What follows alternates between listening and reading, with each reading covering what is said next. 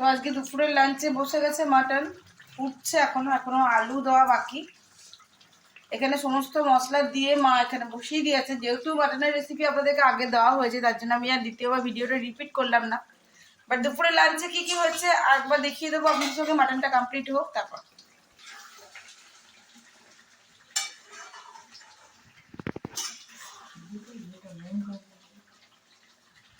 তো এখানে দেখিয়ে দিই একবার, এখানে মাটনে আলু চলে গেছে আর এখনো পর্যন্ত কিন্তু এক বিন্দু তেল দেওয়া হয়নি, মানে সরি জল দেওয়া হয়নি। এটা শুধু কষা চলছে এখন মাটনটা।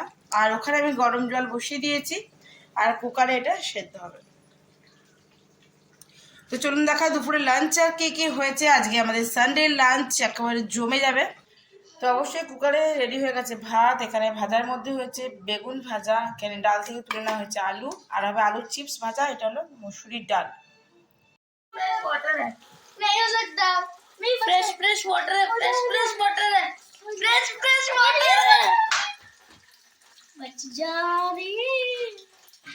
देख कितना फ्रेश वाटर है। पीते रहे बच यू कैन डू इट। बच पी ले।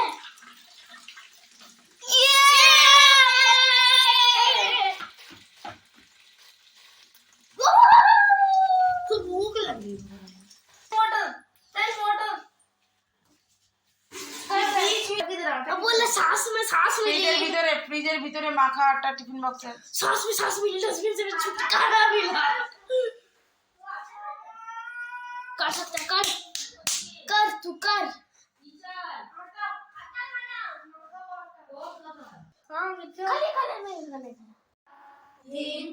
दिन धा नाम तीन ता ते दिन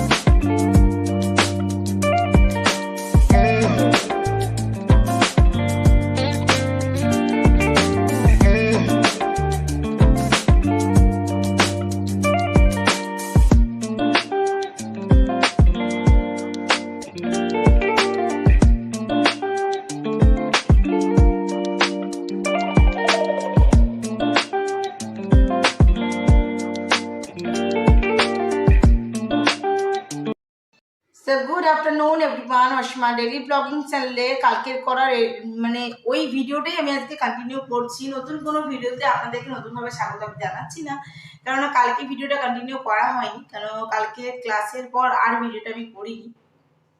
দেখেই বুঝতে পারছেন আমি আছি এখন অন্ডালে। কালকে ক্লাস ছিল, অন্ডালে ছিলাম। আর আজকে যেহেতু মেয়েটি স্কুল নেই, তার জন্য আমি অন্ডালেই আছি, যাব বিকেলের বাসে।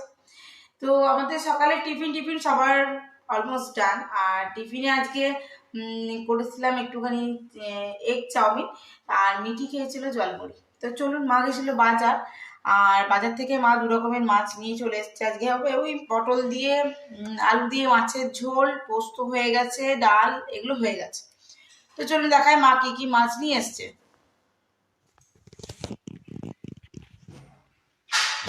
এই যে এই মাছগুলো আমার ভাজা হয়ে গেছে। এটা ভোলা মাছ, আর এটা হলো সেই মুইঠা করে যে মাছের, যাই হোক মনে পড়লে আপনাদেরকে বলছি। যাই হোক মাছগুলো আমার ভাজা হয়ে গেছে। আমাদের টিফিন কমপ্লিট। তো অবশ্যই সঙ্গে থাকবেন, আমি ব্লগটা আজকে কন্টিনিউ করবো। তো সঙ্গে থাকুন আর দেখতে থাকুন আজকে ব্লগটা।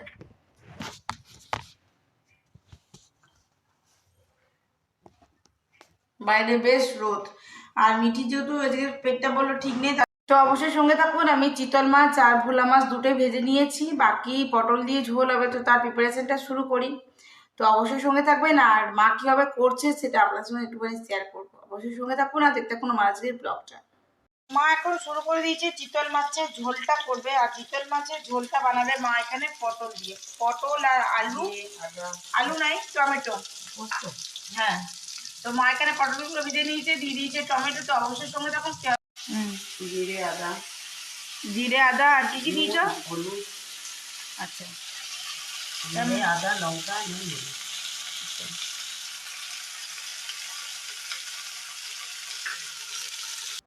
তো এখানে মা সমস্ত মশলা দিয়ে নুন হলুদ দিয়ে কষতে দিয়ে দিয়েছেন। আর তরকারিতে পড়বে না আলু।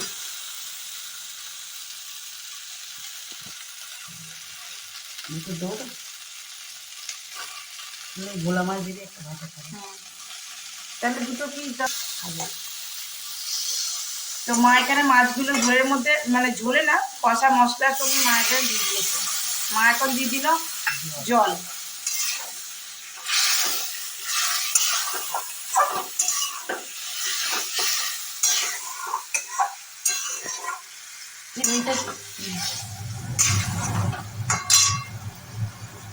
তো এখন এটা জল দিয়ে দিয়েছি, একটু কষা কষা হচ্ছে, তারপর আবার কন্টিনিউ করছি। এটা মাখা মাখা হলে তেল আর কালো জিরে দিয়ে ফোড়ন দিয়ে। আচ্ছা, তো ঝোল এখনো ফুটতে বাকি আছে। তো ঝোলটা ফুটুক, তারপর আমরা আবার আসছি 3 মিনিট পর।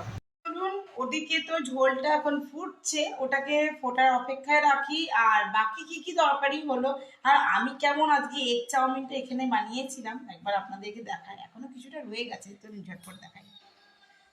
আমি বানিয়েছিলাম সকালবেলায় এগ চাউমিন, গাজর পেঁয়াজ লঙ্কা আর ডিম দিয়ে, ঠিক আছে। আর এখানে সকালে হয়েছিল আলু ভাতে পোস্ত, আলু পোস্ত, আর এই হয়েছে মসুরির ডাল। আর ওদিকে মাছ হচ্ছে, আর পোস্ত বাটা, বাবার জন্য কাঁচা পোস্ত বাটা আছে। বাবা তো আলু পোস্ত খাবে না, এগুলো ওই ডাল মাছের ঝোল এই দিয়ে বাবা খাবে পোস্ত বাটা দিয়ে। তো চলুন ব্লগটা কন্টিনিউ করবো, ঝোলটা ফুটো কেমন হয়েছে সেটা আপনাদের দেখাবো। তো চলুন দেখায়, ঝোল একেবারে টকবক করে ফুটে উঠেছে। আর সিজনের এখন প্রথম পটল, সব জায়গাতে 80 টাকা কিলো। আমাদের এখানেও মানে আমি বিরিঙ্গিতে তো বাজার করি, ধরুন ব্যানার্জিতে, তো ওখানে 80 টাকা কিলো। এখানে মা নিয়ে এসছে, তো মাকে জিজ্ঞাসা করলাম, বললো হ্যাঁ এখানেও 80 টাকা কিলো।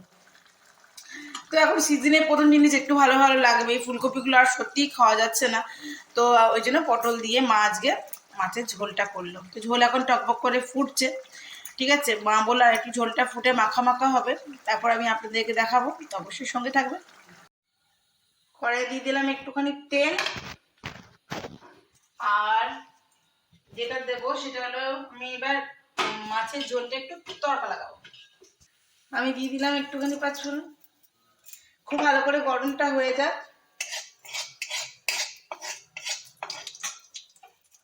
দিয়ে দিয়েছি পাঁচফোড়ন, এবার দিয়ে দেবো কিছু কুচুনো পেঁয়াজ। ভালো করে পেঁয়াজটা ভেজে নেবো একটু লাল লাল করে। রান্নাটা মায়ে করছিল, আপনারা দেখলেন, বাট মা এখন ঠাকুরের সেবাটা দিয়ে একটু বসেছে, আমি তো একটু তরকারি লাগিয়ে দেবো।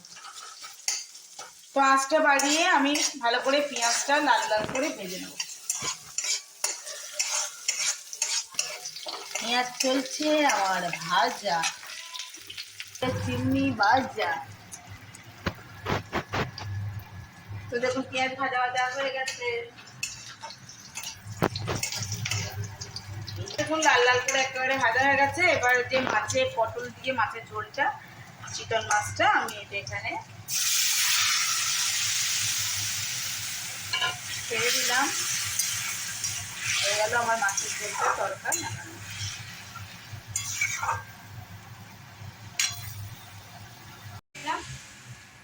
আর এই যে ভোলা মাছটা দিচ্ছে, এটা পুরা ভাজা। এই যে আমার এখানে মা।